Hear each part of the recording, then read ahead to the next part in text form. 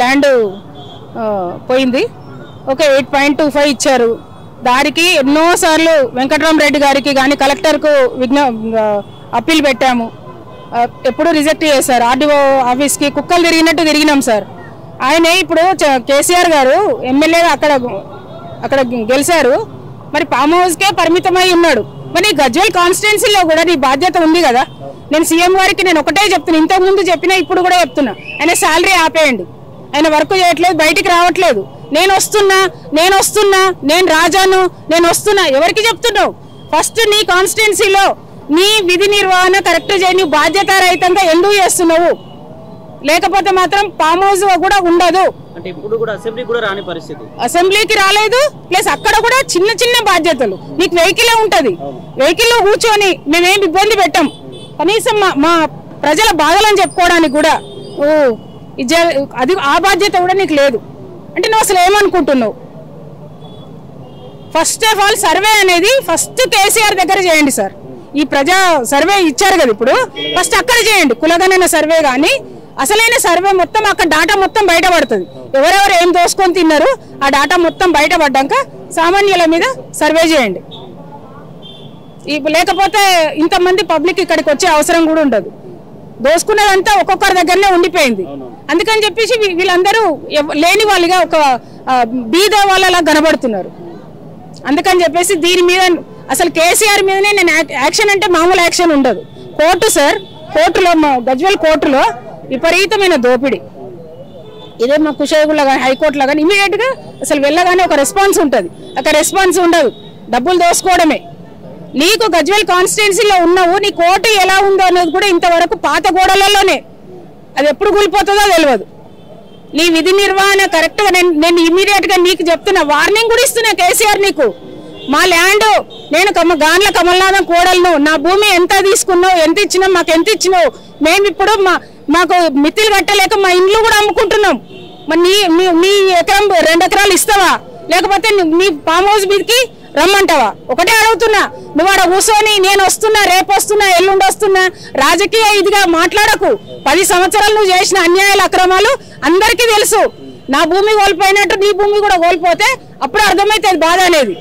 Immediate గా ఆయన salary కూడా ఆగిపోవాలి. అంటే ఇంతకుముందు కేసీఆర్ ప్రభుత్వంలోనే ప్రభుత్వ పాలన బాగుండే, ఇప్పుడు మరి ఘోరంగా తయారైందని చెప్తున్నారు బీఆర్ఎస్ వాళ్ళు.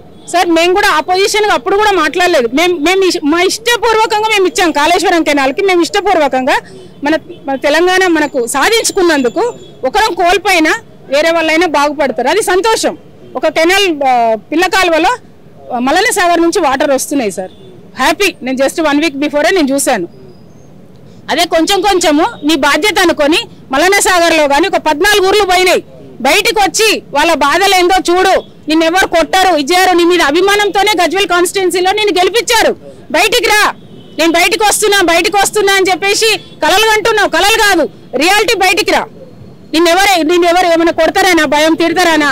ఎందుకు 4 గోడల మధ్యలో ఉంటున్నావు? నీకు జీతం ఏ విధంగా సీఎం గారు ఇస్తున్నారు? నేను అడుగుతున్నాను సార్. ఇన్ని ప్రాబ్లమ్స్ ఉండగా ఒక చిన్న చితక ఉద్యోగులం మేము, మా మీద శాలరీ లేకుండా యాక్షన్లు తీసుకుంటున్నారు. మరి మీ మీద యాక్షన్లు తీసుకోవడానికి లేదా? కూర్చోబెట్టి శాలరీ ఇవ్వమని ఏ ఇదిలో ఉంది సార్? ఏ సర్క్యులర్ లో ఉంది సార్? ఏ చట్టంలో ఉంది చెప్పండి? మా స్టాఫ్ కూడా సేమ్ మెడికల్ నుంచి రిమూవ్ చేయడము అట్లాంటిది.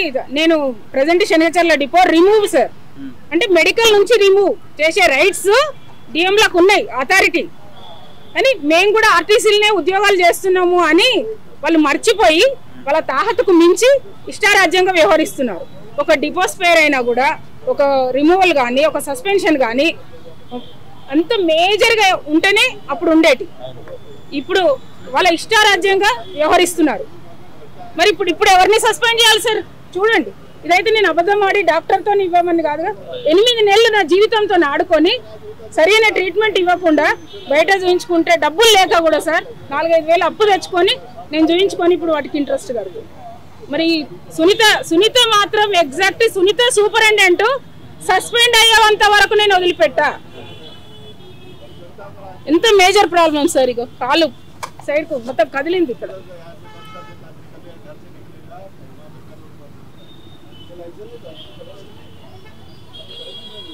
ఏమంటున్నారు సునీత గారు, ఏమంటున్నారు మీకు చెప్తే మీ ప్రాబ్లం చెప్తే ఏమంటారు? నేను స్టార్టింగ్ లో ఈ ప్రాబ్లం వచ్చినాక సిక్ అయిపోయి ఫీవర్ తో అడ్మిట్ అయినా సార్.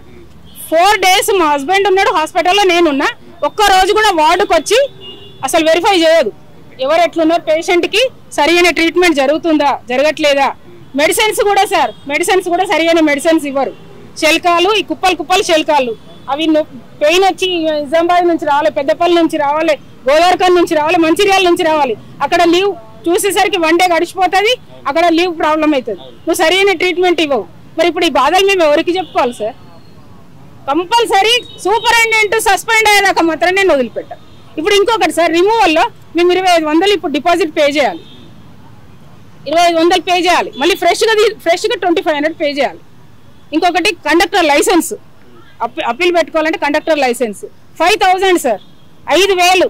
నేను మన మినిస్టర్ గారికి, రవాణా శాఖ మంత్రి గారికి ఒక్కసారి ఆర్టీఓ ఆఫీసులో ఎంత దౌర్జన్యం, ఉప్పల్ ఆర్టీఓ ఆఫీసులలో ఎంత దౌర్జన్యానికి ఇచ్చేస్తున్నారో ఒక్కసారి మీరు తెలుసుకోవాల్సిందిగా మా ఆర్టీసీ స్టాఫ్ తరఫున నా విజ్ఞప్తి సార్.